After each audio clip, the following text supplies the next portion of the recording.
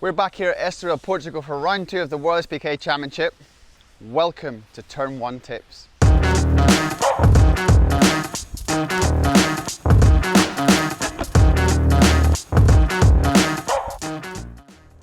So I'm here on the front row of the grid, and what this start is all about is executing the perfect release of the clutch, because we want to carry that speed the whole way to turn 1.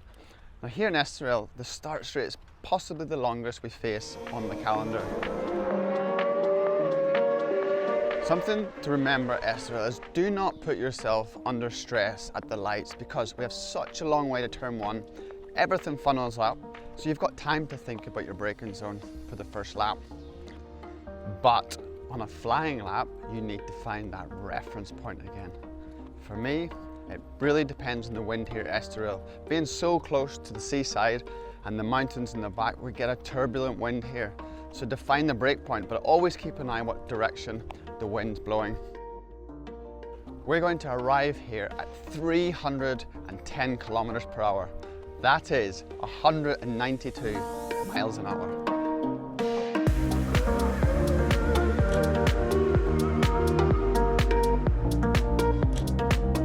I'm stood here down in the braking area of turn 1, and you can't see behind me, but this straight is so long. So reference points that jump out straight away are the curb that starts on the left hand side.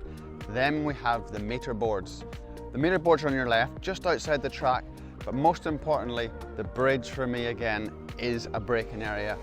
I always refer to the bridge, especially in a headwind, as that place where I must brake. It's always important to keep these reference points in your head, because when you go to a new track on the first laps, you can always refer to them. So make notes when you're walking the track and you get done with your day's riding.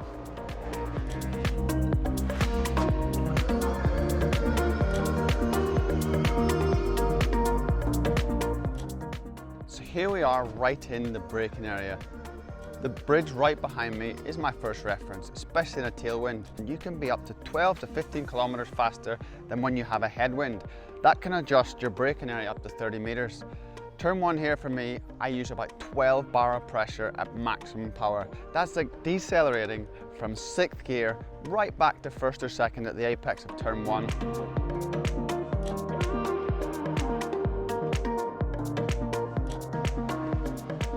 On the approach to turn 1, as soon as we hit the brakes, we're going to be braking for around 280 meters at 300 kilometers per hour.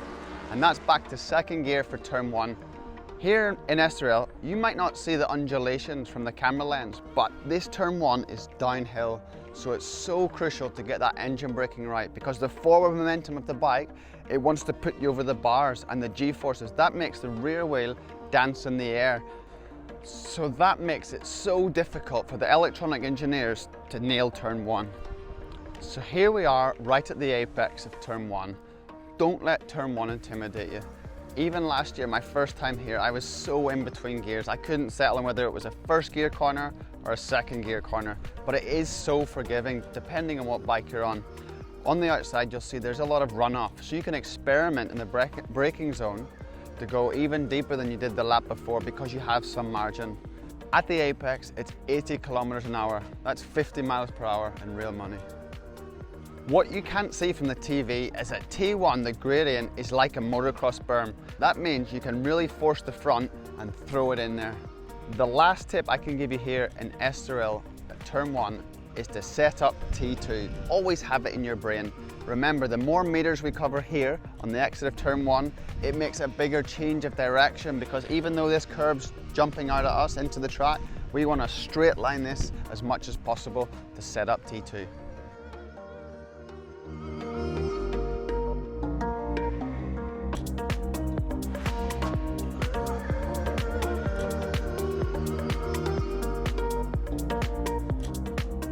So a quick recap on this week's turn 1 tips from Estoril. Reference and brake point, ever so important here, because we want to brake as late as possible. And remember, we have some margin here with tarmac on the outside of T1. So use that and play around to find the best reference and brake point for you. Secondly, turn 1 is super cambered, so don't be too stressed getting in there with a lot of front brake on, and use trail braking to slow you down the last part of the corner. And last but not least, stop in turn 1, try to straight line that curb across the kink in 2 to set up T3. And they are my secrets to turn 1 here in Estoril.